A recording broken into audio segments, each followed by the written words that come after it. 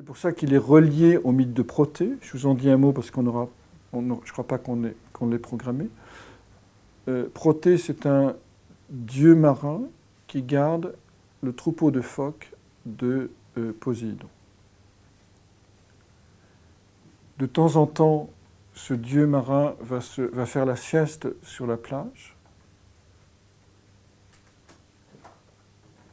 dans sa grotte. Et de temps à autre, il y a des gens qui viennent lui poser une question parce qu'on sait qu'il a un don de divination, mais qu'il ne l'utilise pas.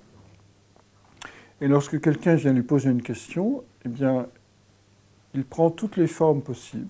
Il devient tigre, il devient fontaine, il devient jaguar, il devient chute d'eau, etc. Et ensuite, il repart dans l'eau. Et pof, il ne répond pas.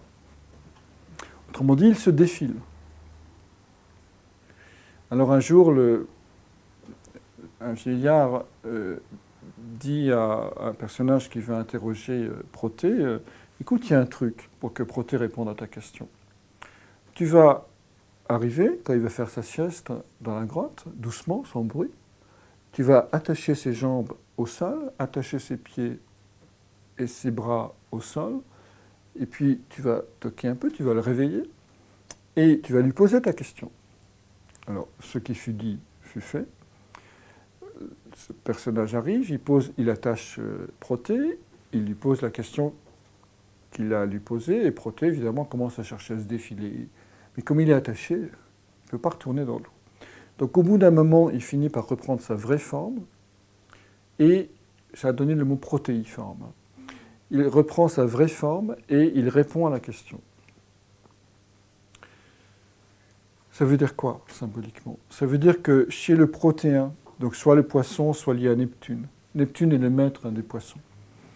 Donc chez le protéen, il y a un don de divination, c'est-à-dire cette capacité de résoudre des problèmes, parce qu'il est en contact avec le monde invisible, le monde du mystère. Mais pour qu'il le fasse et pour qu'il l'utilise, il faut qu'il soit terrassé.